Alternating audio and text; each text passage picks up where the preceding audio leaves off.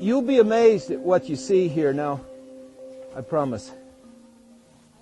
Why doesn't the horse want to go on that bridge? It's not familiar. It's strange looking. It sounds funny when his feet touch it. It's probably going to kill him. Horses have to think that way or they die. It's how they've survived for 50 million years. So what we're going to do now, we're not going to fight him. I'm not going to get angry with him or anything. I'm not going to fight him. I'm just going to reason with him and give him options. Now each time that his feet touch that and there's no pain, he's learning.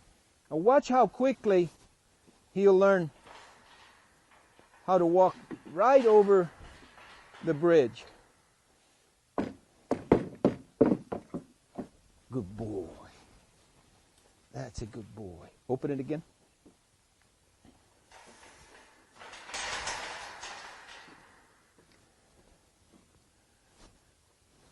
And, you know, just like getting your horse ready for the shoer, for the farrier, it's absolutely essential that you have your horse ready for the farrier before the farrier comes. Farriers get paid for trimming feet, not training horses, or shoeing horses, not training horses.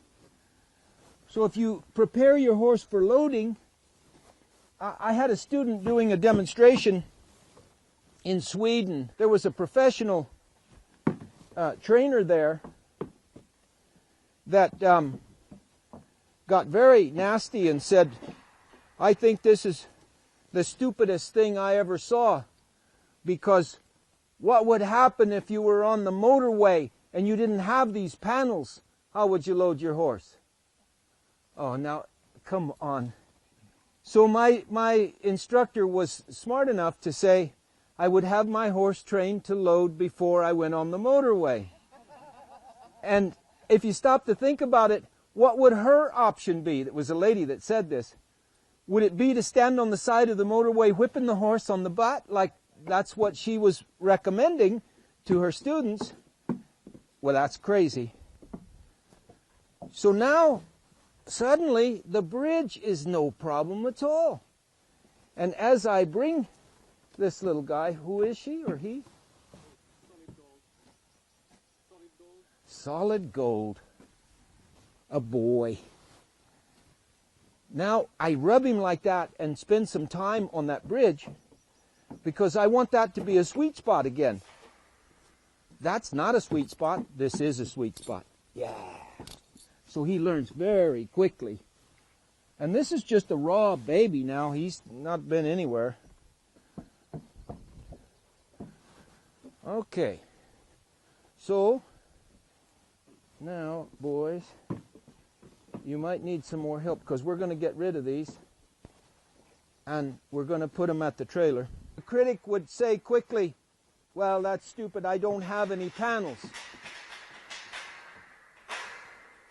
But in fact, everybody does.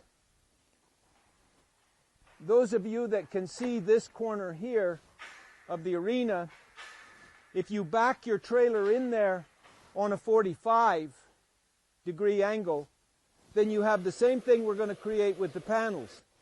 And everybody has a corner somewhere, and it's amazing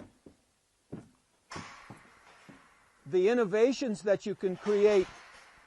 For instance, at most of the equestrian centers, there will be long stock trailers or horse vans, and you can have one on each side of your trailers so that you pull between two and then you have walls out here just like they're making there.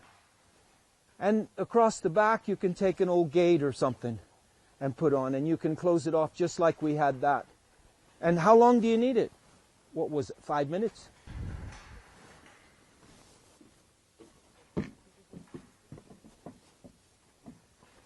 Now imagine when somebody gets this baby to ride later and they take him to his first bridge and he just walks across. You know, people say, oh, I don't want to put my horse through that much stress. What?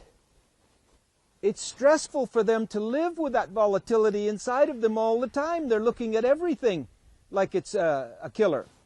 If we take that away, that stress away, they'll live the rest of their life without that stress. So my word, if we can up the level of stress for a few minutes to change the life of the horse, I mean, if we set this pattern in the early days, then we have the same pattern of learning for everything that we do. That each challenge that the horse comes up with in life, now that they know the dually halter, they know the rub, they know the parameters that we're asking for, then meeting the next challenge becomes easier because a lot of that's already done.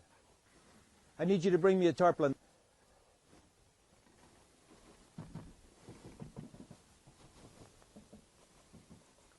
So the bridge is kind of a comfortable place for him to walk now.